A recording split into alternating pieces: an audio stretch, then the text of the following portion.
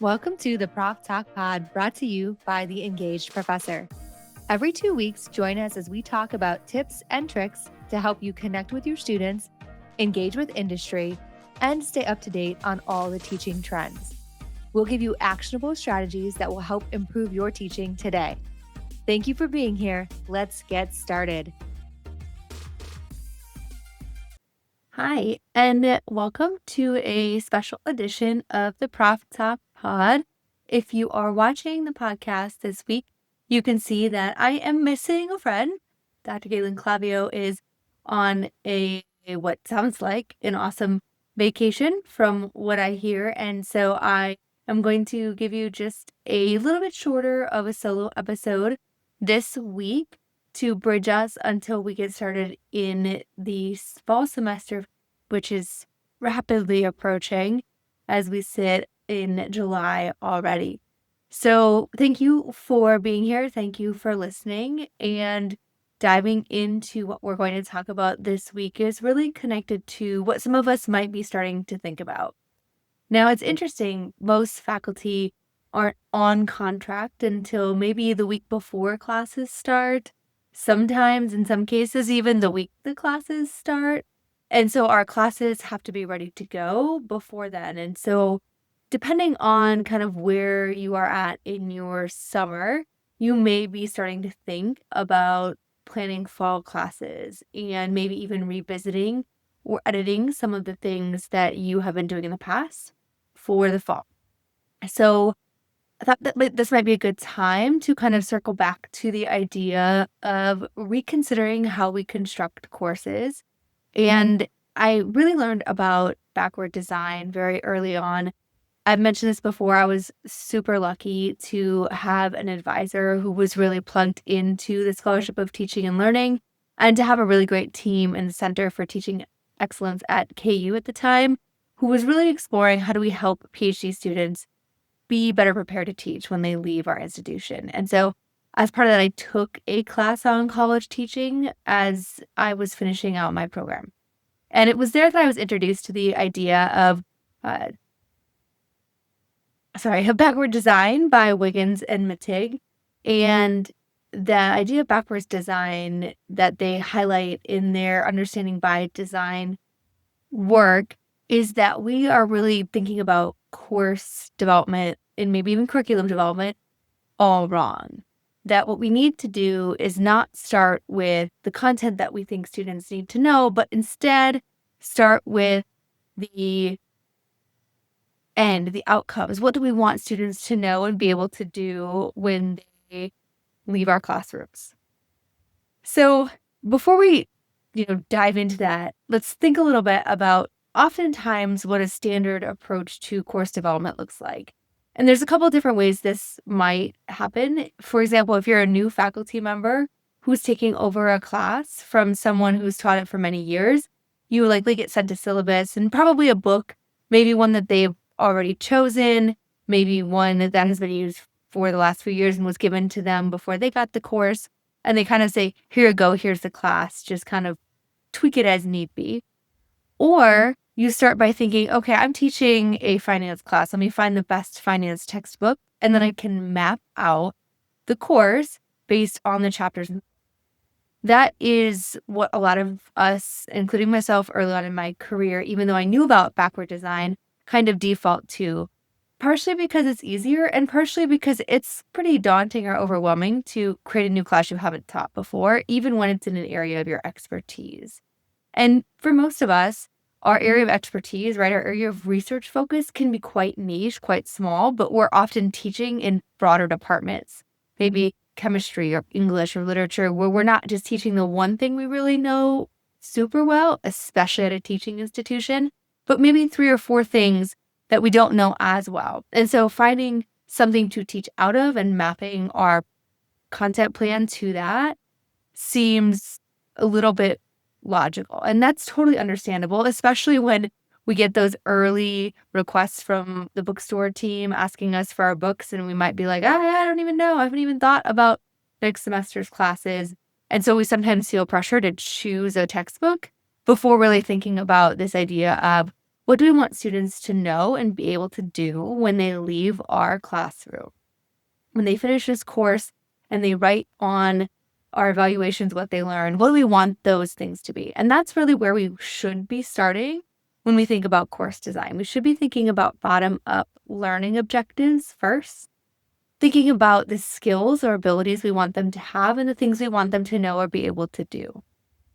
And if we focus instead on the content, what can happen sometimes is that, let's say that there's a huge winter storm like there was in Kansas City not all that long ago, earlier this calendar year, and we miss a week of classes. When we're so focused on a content-driven approach versus a learning outcome or learning objective-driven approach, losing a week of content feels like a very big deal. And it can throw off maybe our whole semester or whole plan because we are so focused on the content and not necessarily focused on the learning objectives. And when we think about planning first for what we want students to know and be able to do, then we can be more flexible and adaptable because we can think about, okay, yes, I missed this topic, but what can I do to integrate that topic in another lesson? Or where can I still meet my learning objectives if I cannot get through the 16 weeks worth of content that I have? And I recognize that in some disciplines, there is a base knowledge that you need to move on to the next step. There are things that you have to be able to do to conquer, to master. And so sometimes we are a little bit of what I call a slave to the content. There are a few cases where that may be the case.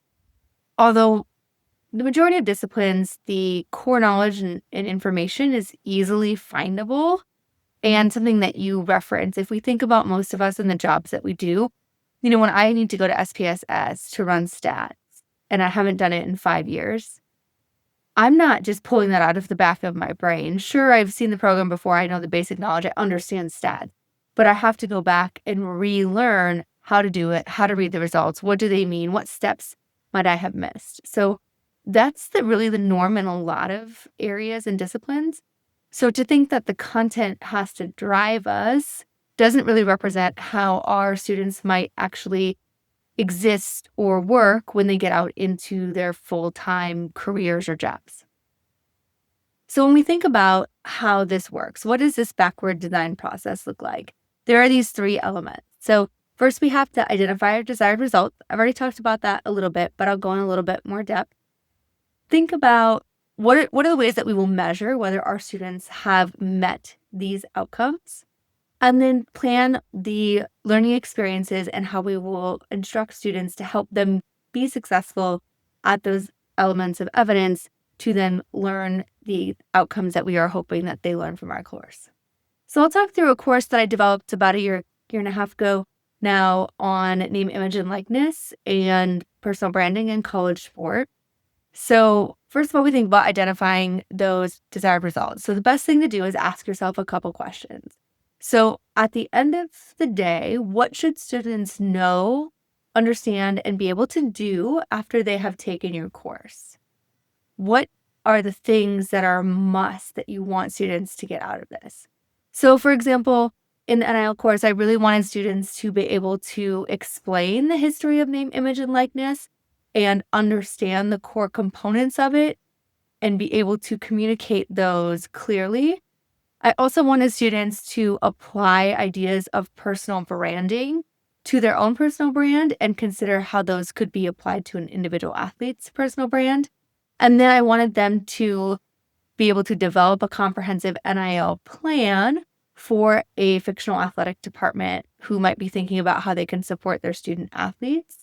And there were a couple other learning goals as well. For example, knowing where to find, vet, and evaluate information on the changing status of this, because this is a pretty dynamic topic in sport right now.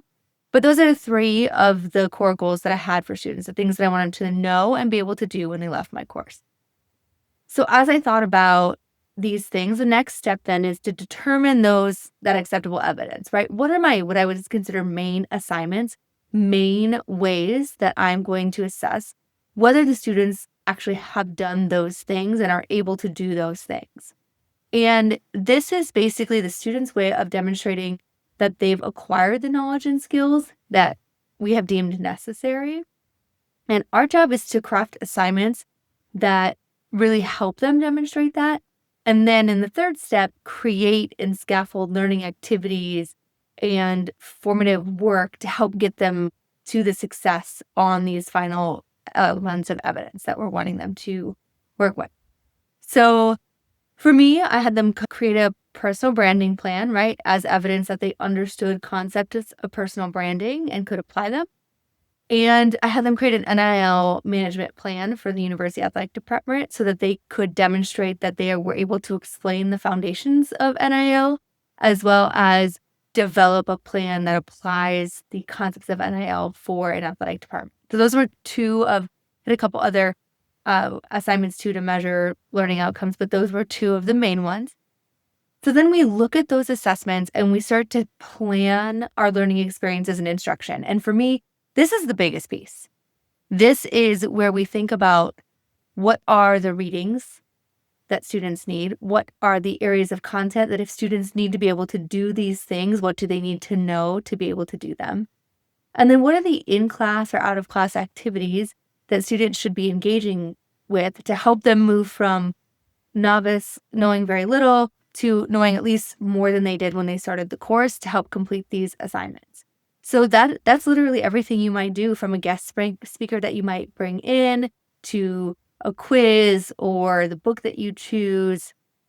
In this course, we didn't use it. It wasn't at the time a textbook, and I didn't want to use a textbook because this was a graduate class. I try really hard not to use textbooks in my graduate work. Just the nature of what I teach kind of allows me to do that. If I was teaching structural equation modeling at the graduate level, I would definitely choose a textbook, but in the marketing, branding, PR space, I feel a little bit more freedom from that. So I found readings, academic readings, as well as different websites and online sources of information, news sources of information that students could engage with to help them understand the history and evolution of NIL, as well as to help them kind of wrestle with the ideas of what athletic departments have done in the past, what seems to be working, what are the discussions around what we need to do moving forward.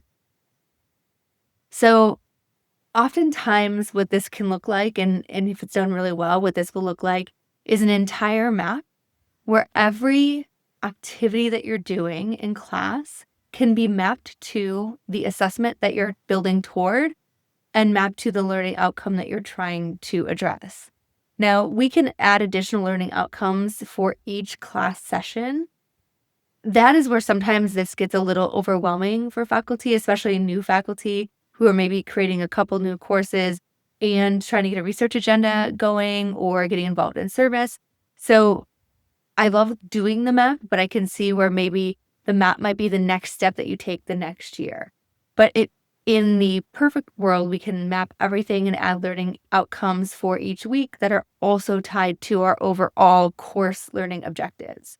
So these are things that can help push you forward as you start working with this and trying to apply it in your own teaching. Now, what are the advantages of this approach? I've already kind of mentioned a couple, but probably for me, the most important thing is very intentional alignment across what we are doing, why we are doing it, and what we hope to achieve by it. So that we're not just asking students to engage in activities that don't have necessarily a real purpose, might be time fillers, might be things that we aren't exactly sure how they'll help move them toward what they need to know or be able to do. It also has a very purposeful element to it. And I have found, and we've talked a little bit about on the podcast, how one of the things Generation Z really values is being told the why behind what they're doing and what it matters for. And when you have this very intentional approach to the design of your courses, it's very easy to understand and share with your students, like this interview project, or in the case of the NIL course, right? This specific reading and this discussion about what you've seen other athletic departments do across the country and seen in the news is going to help build you to your own ideas of what you would suggest athletic departments do. Or this case study analyzing an athlete's brand is going to help you understand the elements of personal branding so that you can take those elements and apply them to your own personal brand. Those pieces make it a lot easier to get student buy-in when you can very clearly explain to them because you've gone through this process. Now, for a lot of people who've been teaching for a long time, like you inherently know some of the reasons why you are doing things and what the hope is that they impact. But when you've gone through this process of intentionally mapping it out, it's a lot easier for you to explain that to students and to generate that buy-in. It also creates a more cohesive learning experience for students. And this is important in courses where maybe there's a wide range of topics. Like let's say it's a survey course where you're supposed to be covering just a general understanding of accounting aspects or management principles or HR, whatever that might be. Maybe it's an intro to biology course, right? It's just supposed to have a quick overview of everything, but it still forces you to think about, great, these are the topics in my quick overview, but how do each of these things work together to move my students toward that outcome that I need them to meet? Now, this is something that works differently for different people. So if you're a new faculty member with a blank slate, this is actually a lot easier. For someone like me, I'm creating all kinds of new courses right now in the professional performance program at KU. Most of the courses I'm teaching don't have a textbook I can just grab and plug in because the topic is different and so interdisciplinary that kind of requires pulling from different places. So for me, it's actually been a luxury to have no slate, completely blank slate, because this process makes it a lot easier for me to create new courses and plan new courses that are interdisciplinary because I start with the outcomes and then I can think backward about what should we include in this course to help get them toward those outcomes. This is a little bit more difficult if you've been teaching the same thing for 15 years. But I would encourage you, if you've never engaged with this process, even if this is the 30th time that you have taught Intro to Philosophy, that you try starting from scratch, you think intentionally about what you want students to know and be able to do when they leave your class, and then write learning objectives and go back to the assignments you already have after you write those learning objectives, learning outcomes for the course. Go back to the assignments that you have already created and make sure that those things you really feel are measuring those outcomes of things you want students to know and be able to do. And make sure you can articulate that to yourself. And maybe that means writing it down. Maybe that means just talking it through. Maybe that means getting together with a colleague, looking at each other's things and saying, can you tell me a little bit about how this specific paper or this project or even this exam is really helping you reach these learning objectives? At the very least, I hope that as you look over your syllabi for the fall and do maybe little tweaks to your courses like you might do every year, that you think a little bit about the why of each thing you're asking students to do, including the content that you're deciding to cover, the books and readings that you've asked them to engage with, and the day-to-day work that you're hoping that they will do.